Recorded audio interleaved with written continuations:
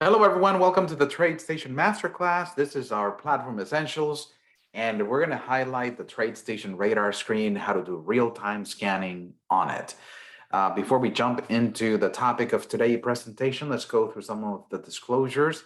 My name is Jesus Nava. I'm the Director of Client Training and Education for TradeStation Securities. Keep in mind that every symbol and idea that I talk about is for educational purposes only. This is not a recommendation of TradeStation. Also, that active trading is not suitable for everyone. It should only be done with risk capital. Past historical performance is no guarantee of future results. And for those of you that need a little bit more details on these disclosures, go to www.tradestation.com/important information. All right, let me switch over to my TradeStation platform. We are going to open up a radar screen and get started with ranking and scanning. Radarscreen is one of the most powerful tools inside of the TradeStation platform. So if you're not using Radarscreen, or if it's not part of the applications that you have in one of the workspaces, you are probably missing out, because it's very cool and it's very different than any other quotes window out there. I know that you can probably get quotes from a lot of places. Just pull up a website, and a lot of them provide, if not real time, maybe just a slightly delayed data that you can utilize for trading. But let me show you exactly what Radarscreen is capable of. Let me go here to data, and I'm going to add a symbol list. I'm going to start with the NASDAQ 100. So very quickly, I was able to put in, the 100 symbols that make up the NASDAQ index. Not sure if you can tell, but all the symbols here are updating in real time. They're flashing before my eyes.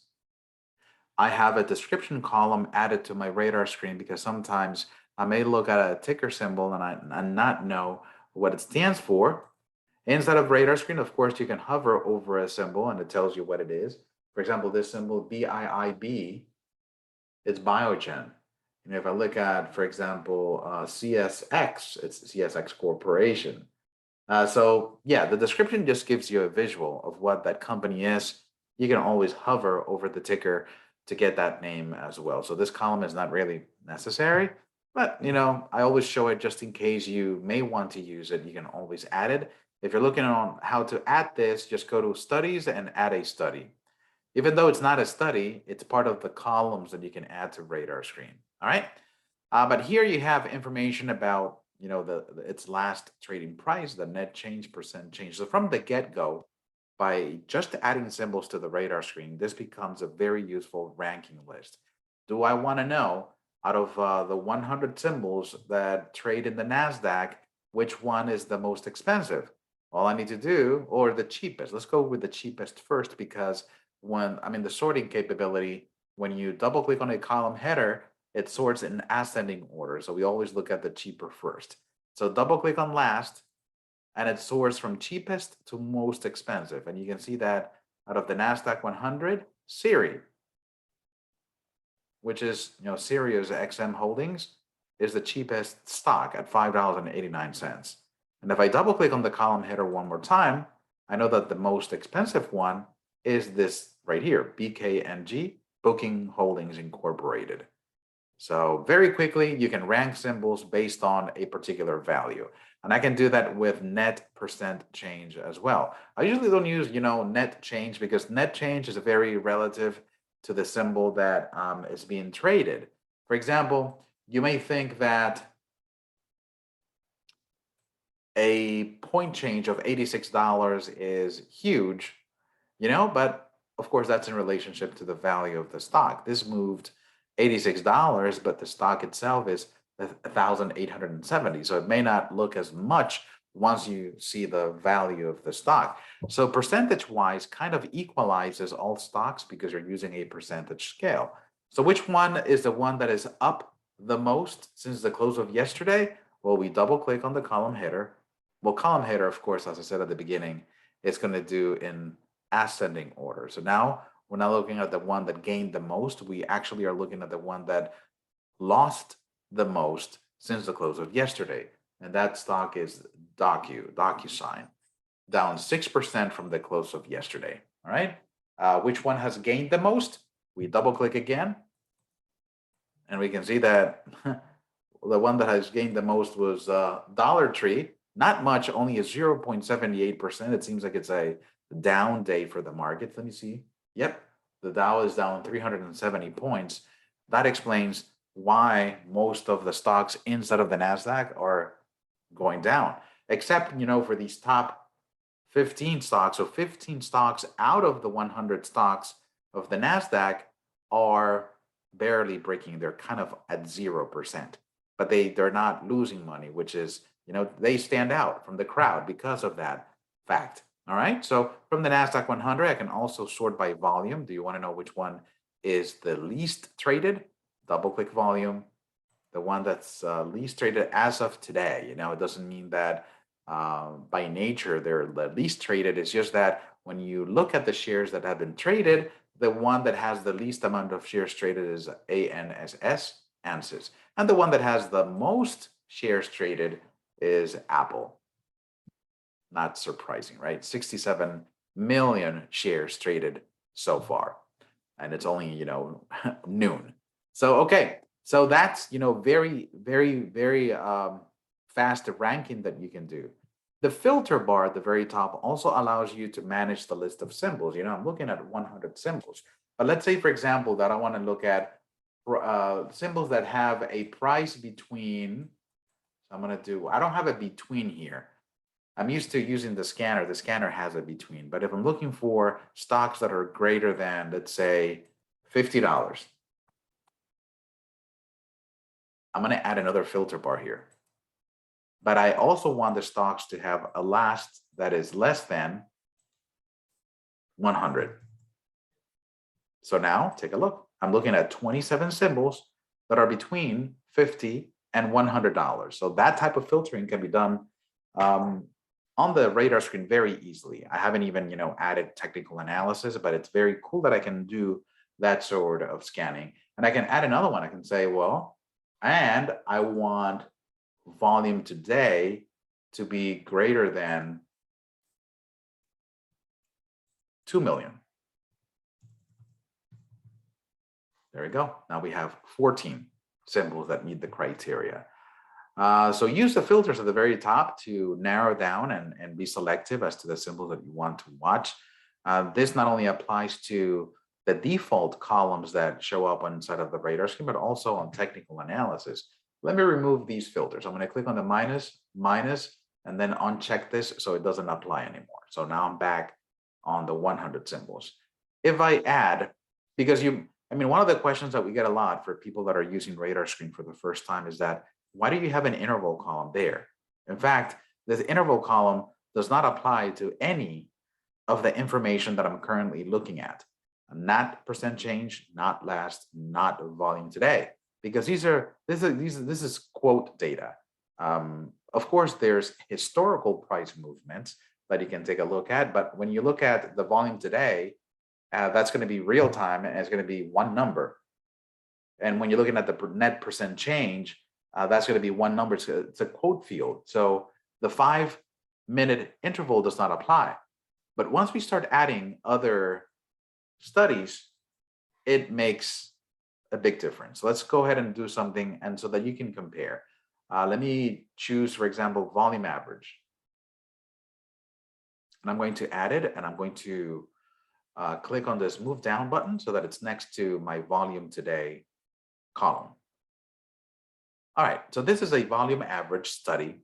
A lot of the studies that you put onto Radarscreen will have columns that you say, well, why is there a column that says 0 line and I see zeros all the way down? The reason for that is because a lot of these indicators were designed for charting. And in charting, it makes sense to have a 0 line so you can see the beginning of the volume histogram. So it doesn't adjust the scale. A lot of times, TradeStation has this automatic scale. So if it doesn't need to show 0, it won't. But for volume, it makes sense for you to just show 0 so you can see the magnitude of volume compared to the starting point. But for Radarscreen, it makes no sense to have this extra column. So I can right click on the column header for the volume average study, go into studies, and then you have the show hide plots that allows me to uncheck any of the plots that I don't want. So that again, studies, edit volume average for all, sorry, not that one. The second option, show hide plots, and I'm going to uncheck the 0 line. That way I can just look at the volume and the volume average. And I want everybody to take a look at how different the volume and the volume average is when compared to the volume today. The reason for that is because as soon as you add a study that requires historical data, then the 5-minute interval, it's directly linked to the study. How do I know that it requires historical data?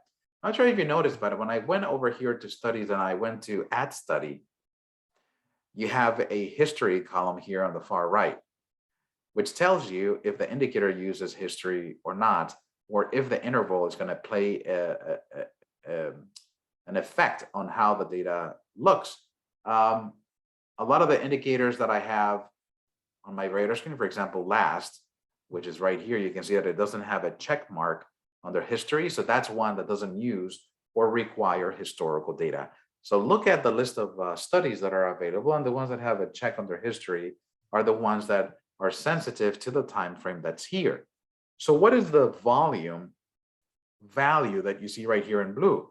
For example, for Apple, we see 342,000, and I mean, it increases very quickly, but it's not quite the 67 million. So what is this? Well, this is the volume that is happening on the most current 5-minute bar.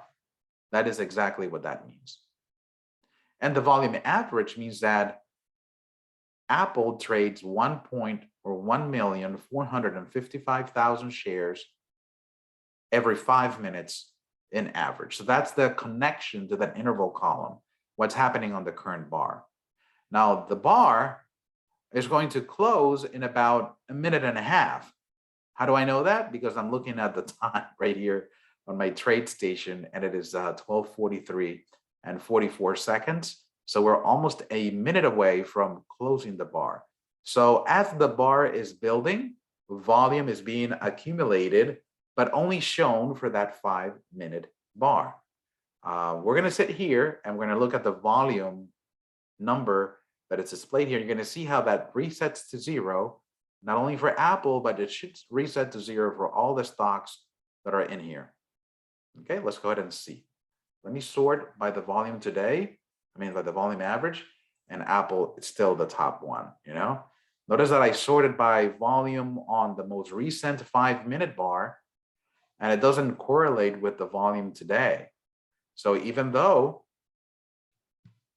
you know, the third symbol, Netflix, it has high volume, it's the third one on this 5-minute bar, is not the third one on a daily volume. Notice how different the volume is here. So if I were to sort by volume, Netflix is down here, number 18. Okay, let's wait for the reset. It's going to happen in 5 seconds. Take a look at my time here. So the bar closes at 12:45. And here we go. You see everything reset. Now we're down to the teens or the single digits. And it tells you how volume keeps on accumulating now on this new 5-minute bar that just formed. Of course, we don't see the historical data, but this is like having a chart open. So by opening up Radarscreen and adding this volume average study, you've just created 100 individual charts in the background, because that's what it's doing. It's calculating all that data in the background without you even realizing it or even seeing it on the chart. This volume average is looking at 50 historical bars. So it's making the calculation for you and giving you a real-time value of what that average is for that past 50 bars. That's on a 5-minute time frame. If you wanted to change the time frame here, if you wanted to change the time frame, it's not done on the interval column, it's done on the symbol. So the symbol is the one that carries the interval. The interval column is just a display, just showing it to you. But if you want to change the time frame, you go to the symbol and you change the time frame on the symbol. In this case, I can do it on the whole 100 symbols by clicking on the column header. Just once, you click on the column header once. If you click twice, you're going to be sorting the stocks, which is okay. If I double click, you know, it sorts in alphabetical order, but it keeps the column highlighted, which is okay. But just be aware that if you double click, it's a sort command. If you single click, it's just a selection of the column. If I have the symbol or if I have the column selected, I can go to time frame and change this to 60-minute. Now my 60-minute time frame changes, and you can see my volume study over here on the right hand side. It's slowly filling in the information because it requires calculation. Some computers are faster than others. You see that mine took a little moment to fill those in, but as soon as it has a calculation going, it'll display the information. Now let's sort by volume on a 60-minute. You can see that Apple still takes the lead on a 60-minute time frame, but you see the numbers are higher. We're not looking at, you know, 500,000, we're looking at 2.2 million, looking at an hour interval. But you can see Netflix is not third anymore, it's sixth. And you know, the time frame here is 60 minutes. So when does the bar close? The bar closes, doesn't close at 1. You would think that it does, right? If it's 60-minute, but remember the market opens at 9:30. So the first closing time is 10:30, then 11:30, and then 12:30, and then this bar doesn't close until 1:30 in the afternoon, because you have to, I mean, the interval starts right at the session start time, which is for stocks is 9:30 in the morning. But wanted to use this as an example because you can compare the volume on a 60-minute time frame to the volume today and see a big difference. And that, of course, makes the concept sink in, and you can understand, okay, that's volume for just the 60 minutes. Let's go ahead and do some other filtering, by the way. Let me, if I have the volume average, that's fine. Let me go ahead and add another column. Let me take a look at momentum, for example. In fact, let's look at something else. Let me take a look at relative strength. Relative strength is kind of interesting because you can see how symbols relate to one another. Let me go ahead and click OK. Oh, I didn't add it, I'm sorry. Let me go back here to add study. Which one did I say? Relative strength. I'm going to add it and click OK. So it gets added right here on the far right. Relative strength is an interesting calculation that has a reference symbol. So let's wait until this calculation finishes and I can get some values in there.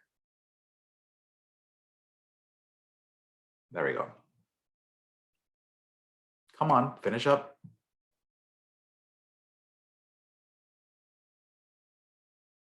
Oh.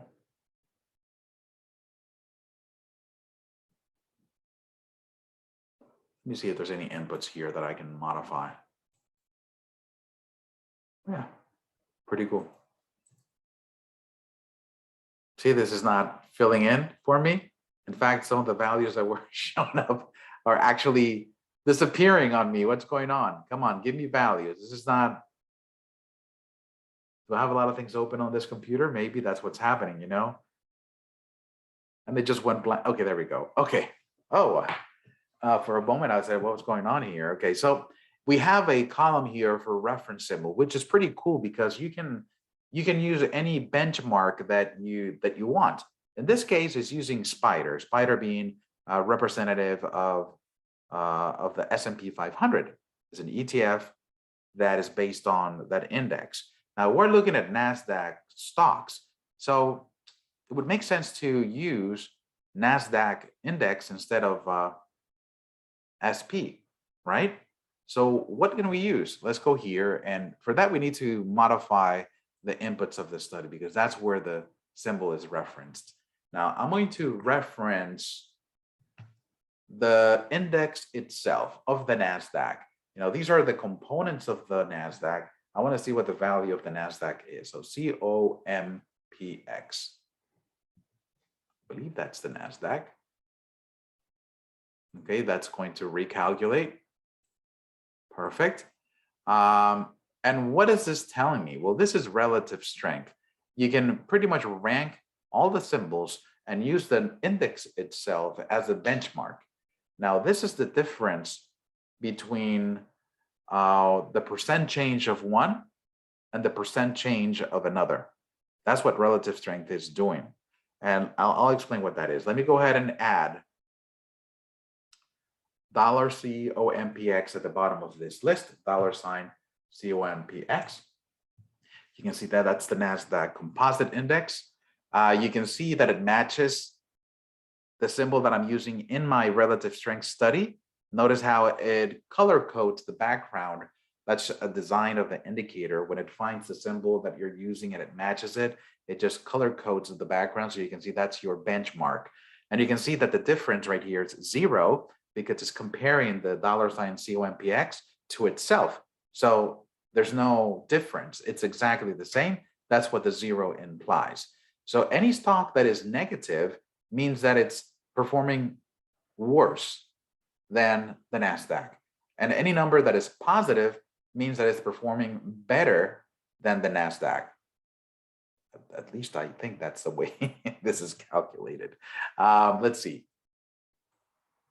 Let me sort by the difference.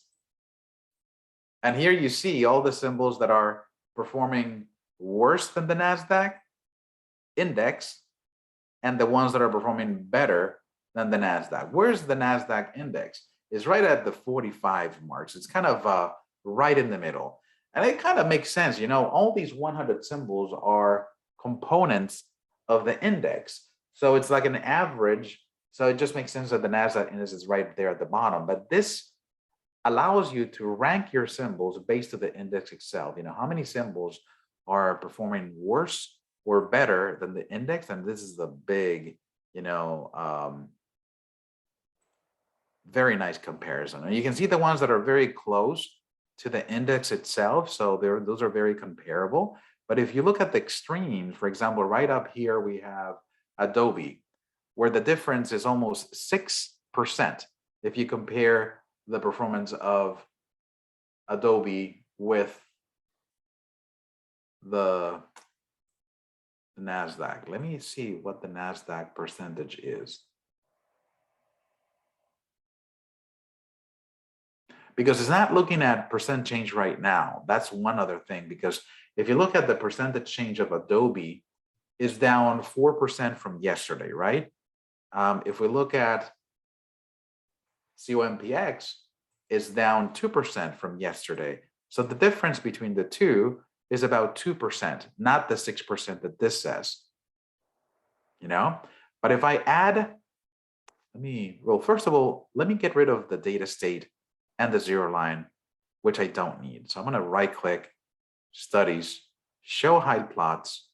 I'm going to remove the data set,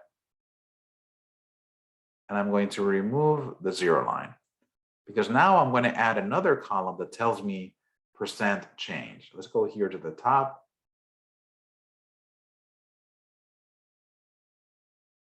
Percent change. I'm going to add it and move it all the way to the bottom.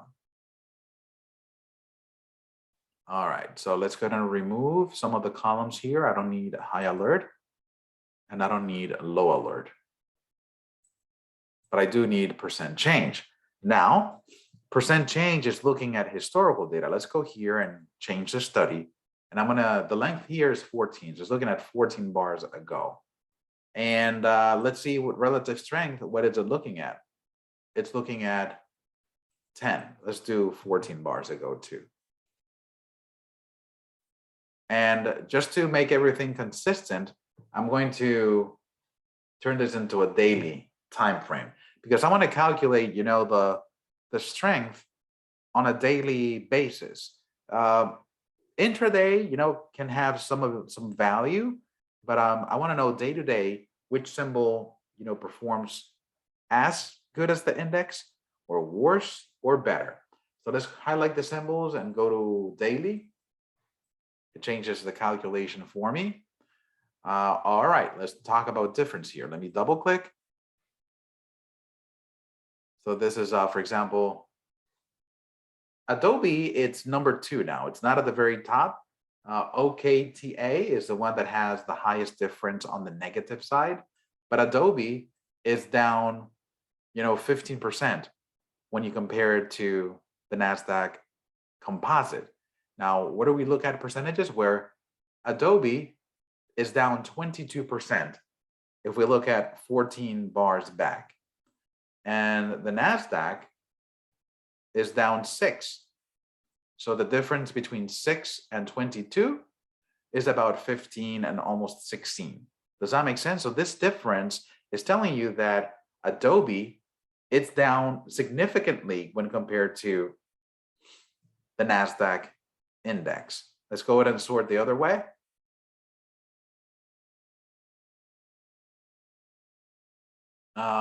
By the difference. Take a look at this one right here. Well, this is Regeneron Pharmaceuticals. Isn't Regeneron the stock that, or the company that produces the COVID vaccine? I believe it is. So that's up 25. Well, the difference between the NASDAQ composite and this company that is part of the NASDAQ is a 24% difference. If you look at the same time frame, this stock is up 18%. We already said that the NASDAQ is down 6%. So the difference between those two values, there's a difference of 24%. That's a huge difference. So in any index, of course, you can put in the components of that index inside of the radar screen and rank them based on this relative strength indicator, and maybe take a look at percent change. So you can see what the difference is in their performance across multiple periods. Any questions so far? I don't see any questions. So something that I do a lot, just to see relative strength and outperformers and underperformers of any particular index. If an index is doing very well or very bad, you want to know which are the highlights within that index. If it's doing very well, you want to see which are the top performers. And if the index is doing very well and you're holding some positions of that index that are not performing as well, maybe it's time to reconsider your positions, your holdings, And of course, that's just one single slice of the market in one day, but it's still a lot of information that allows you to rank your symbols and make some interesting decisions. All right.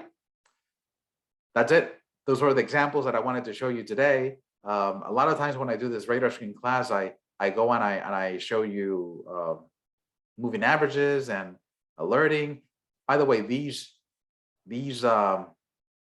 symbols can be, you can use the filtering up here based on the filters, and you can also set up alerts. So if I wanted to filter, for example, I want to say, or can I use filter? I should be able to. Okay, I have to check this again. Okay, so I'm going to use the relative strength index. I want the difference to be greater than 10 and the relative difference to be less than -10. Okay, so I have to change here the operator, because if you leave it on and, a stock cannot be above 10 and below -10 at the same time. But if you change this to or, so that'll give me the two extremes. I don't have to be looking at the 100 symbols. I see the ones that are, that have a difference greater than 10 and the ones that have a difference greater than 10%. So that gives me, narrows it down a little bit, You can do that with those columns as well. I think that's very valuable. All right. Well, thank you guys. Thank you for being here. Thank you for your support of the TradeStation Masterclass. I wish everyone a great weekend, and I look forward to seeing everyone on or in the masterclass next week. Okay. See you later. Great having you here. Bye-bye.